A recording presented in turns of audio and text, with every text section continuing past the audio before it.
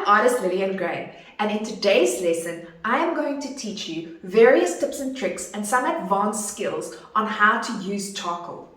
At the end of the lesson, I will be showing you how to do a beautiful charcoal landscape inspired by the famous South African artist, William Kentridge.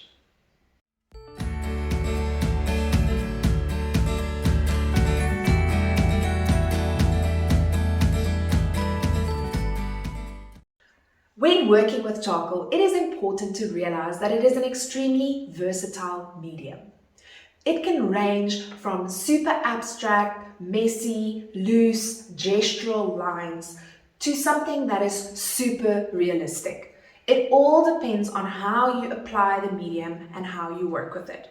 There are various kinds of charcoal that you can use. Now, when we draw as artists using graphite, we tend to use a pencil set containing various kinds of pencils so that we can achieve a large value scale. Now, with charcoal, we actually have various kinds of charcoal. I would like to explain the various kinds of charcoal you can buy, as well as some additional tools that you will need to create a successful charcoal drawing. First up is willow charcoal. Now, willow charcoal is probably in its most natural state.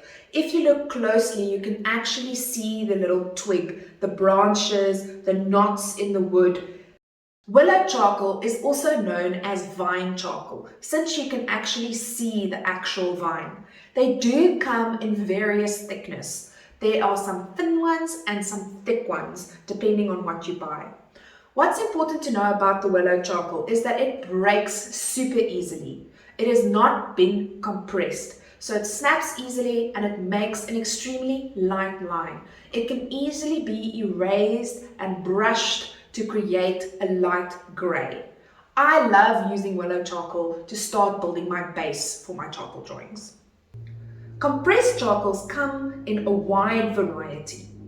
You will usually find them in a hard, medium, soft, and extra soft. They are made of ground charcoal that is mixed with gum arabics and other binders. Then they get compressed together in a machine at various densities, which creates the medium, hard, and soft. This charcoal is much darker and denser than willow or vine charcoal, and it's a bit more difficult to erase. Charcoal pencils contain a core of compressed charcoal that is then covered in a wooden shaft. It can be sharpened to a point, which is great when you want to add fine little details. You have to be very careful with your charcoal pencils. If they drop, the core of the pencil will shatter and break, which makes it a nightmare to work with and to sharpen later. Charcoal pencils are also available in different colors, where they add pigment to the charcoal when they manufacture it. Woodless charcoal pencils. Woodless charcoal pencils are slightly harder than willow and create a dark, rich mark. You can use them for covering large areas or creating fine lines. They are different to charcoal pencils that are placed in a wooden shaft. The woodless charcoal usually just has a hard lining around them. Charcoal powder. Charcoal powder usually comes in a tub. I prefer applying it with a fluffy makeup brush, but you can also apply it with your blending stump or with a bit of paper towel. This is great to quickly cover large areas in charcoal. To create a successful charcoal drawing, you are also going to be needing other tools in your kit. There are various kinds of erasers, and I love having all of them when working with charcoal because every single one of them give you a different mark making technique. I use my erasers to draw with. They're not there to really erase. They're there to add highlights back into your artwork. I have a putty eraser, also known as a kneadable eraser. I have an electric eraser that gives me beautiful fine lines. Then I have my plain old trusty rubber eraser. You can cut your rubber eraser using a blade to create a sharp mark to also add some finer lines into your artwork.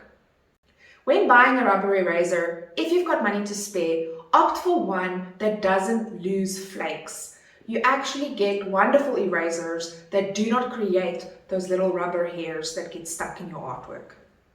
Paper stumps come in various shapes and sizes, and they are made of compressed paper that is tightly rolled. Paper stumps are super important because you do not want to use your fingers to smudge and blend your charcoal with. When you use your fingers, all the oil on your hands, the hand sanitizer, last night's lasagna, whatever you just touched will go onto your page and can potentially leave oily marks. Avoid that. So I tend to never really touch my paper with my naked hand. There are various ways to sharpen charcoal. For my compressed charcoal, I often use a little sanding block. It's called a charcoal sharpener. You can also use a cutting knife to sharpen your compressed charcoal pencils. Charcoal is a very fragile medium and it needs to be stored properly. A good quality fixative will reduce the risk of smudging. A professional quality fixative will work best, but a tough hairspray is very economical if you're on a budget. Let's see all the tools in action.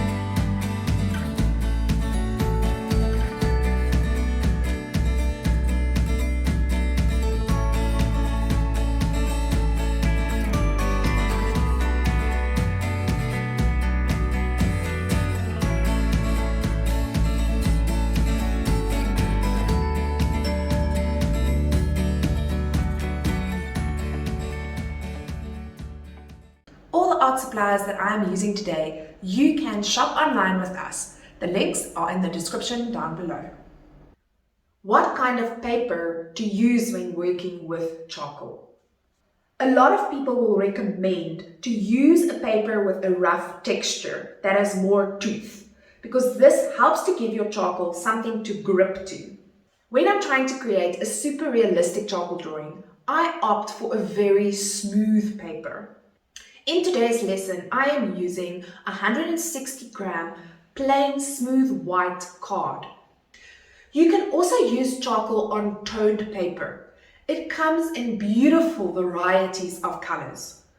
When I am creating a charcoal drawing on toned paper, I also add white using white Conte or a white chalk pencil. Tips and tricks for when you are drawing with charcoal. To prevent smudging, I love working on an easel. When I tend to draw upright, I mess and smudge a lot less than working flat on a table. I also love placing a piece of paper towel underneath my hand to prevent smudging. Don't go too dark from the start. Rather build towards your darks in layers. Some artists like to combine graphite pencil with charcoal. I strongly recommend against this. My reason is that pencil tends to have quite a shiny finish, and I've often seen these beautiful charcoal drawings and then you can spot those glimmers of shiny graphite marks. I don't think they work that well together. If you want to draw your basic shapes very lightly with a pencil on your card, do so, but do it quite lightly so you can't see the graphite afterwards. Applying the 7 elements of art in your artwork. As artists, we are always applying the 7 elements of art. They are the building blocks of art. You can either apply them consciously or unconsciously, but I like being conscious about what I'm doing. So I would recommend that you consider and think about which of these 7 elements of art you are using in your artwork before you start. Very important is going to be line, applying line quality. Line quality is when we create a line that is not visually boring, that is thick, thin, hard, fast, exciting to engage with. So consider how you are going to create, line, and apply different mark making techniques in your artwork. Value. Value is super important when working with charcoal because it also gives us another element of art, which is form. We need to communicate the illusion of 3D on a 2D surface. So how are you going to apply your value to communicate form, to create the illusion of 3D? Another element of art that we are going to be using in this artwork is texture. We need to tell our viewer, this is a shrub, this is grass, this is gravel, this is a fluffy cloud, this is the vast, smooth expansion of the atmosphere. And how are we going to create that in our artwork using various textures? What kind of mark-making techniques would communicate these various textures and elements in your artwork correctly? I would encourage you to do some medium exploration before you start. Medium exploration is when you play around with a specific medium such as watercolor, oil paints, pen and pencils, exploring various mark-making techniques. Some of the most helpful advice that I have received as an artist is to simply press on. When you're halfway with your artwork, it usually sucks and it looks terrible. And you might have somebody walk into the room going, "What's that?" And they think it's an apple and actually you're doing a landscape or whatever the situation is. Just keep on going. Do not abandon your artwork. You're just not done yet. Keep at it until it looks stunning and you create that wow moment. Techniques when using charcoal. There are various mark-making techniques that you can apply when working with charcoal. Some of the most common ones are hatching, which can either be parallel hatching or cross hatching, rubbing that we do with tortillons or paper towel, blending that we usually do with our paper stumps, lifting when we actually remove some of the charcoal off our page by using our various erasers.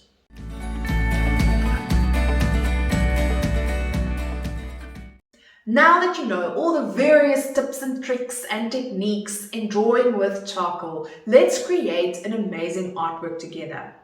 In today's lesson, I would like to show you how to create a beautiful landscape inspired by the famous South African artist, William Kentridge. If you would like to know more about William Kentridge, please watch my videos that I have created on William Kentridge's life, themes and styles. The links are in the description down below. Step 1 is to plan your artwork. I always tell my students, good art takes planning. Just take a moment, do some quick thumbnail sketches, we call them scamps, and decide on your composition, your structure, and pick the best layout for your artwork. Also, just take a moment to think about the steps that you need to follow to create this artwork.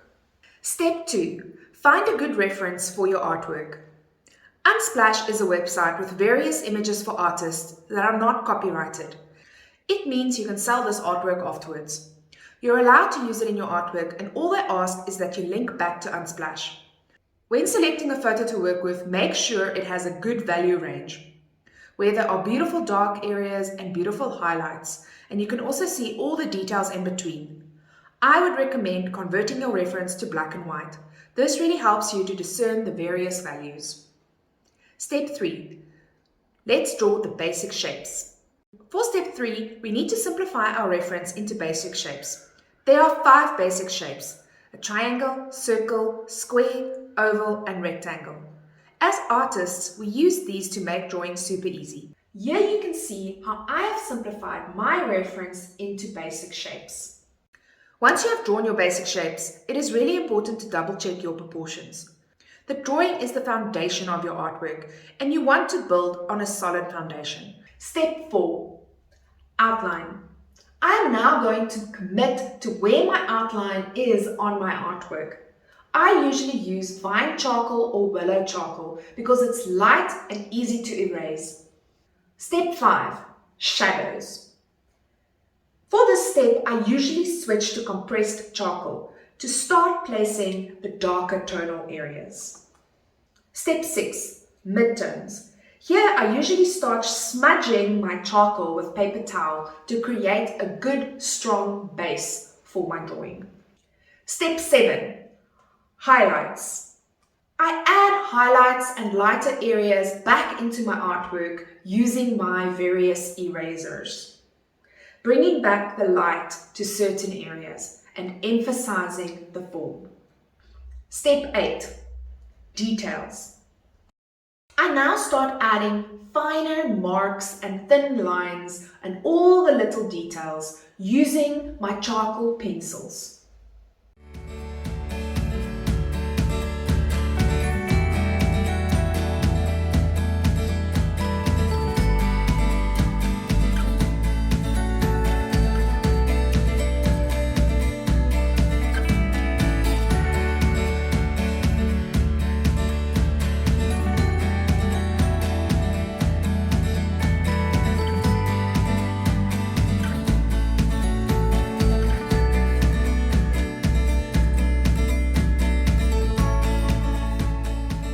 Step 9. Let's refine. Now I start building up the layers and the complexity of my artwork, and I really ensure that every single element is well crafted. As a checklist for myself, I usually run through the 7 elements of art. Have I applied them all successfully?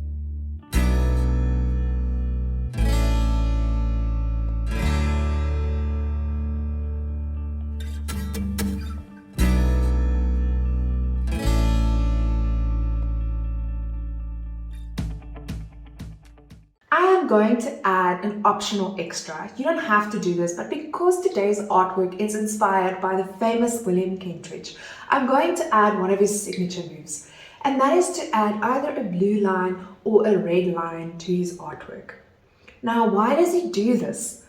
William Kentridge is known for his charcoal animations, so often the line is animated in his films to draw our attention to a specific aspect of the story or the narrative.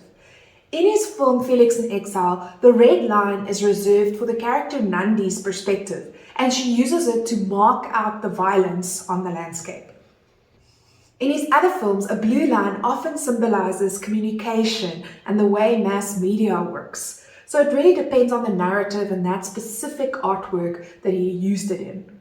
For this artwork, I'm going to add a striking blue line. For the blue line, I would recommend using a soft blue pastel and not really an oil pastel, because the soft pastel is much more chalky and has the same kind of texture as charcoal.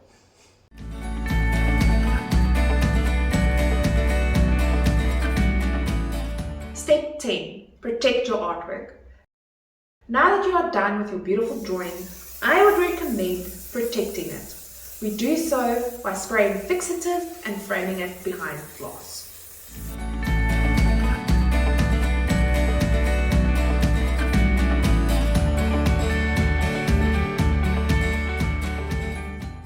And that's it. That's how I created a beautiful landscape inspired by artist William Kentridge. I hope all of you enjoyed this lesson. If you did, please give us a like, a thumbs up, drop us a comment down below, and share photos of what you have created at home with us on our various social media channels.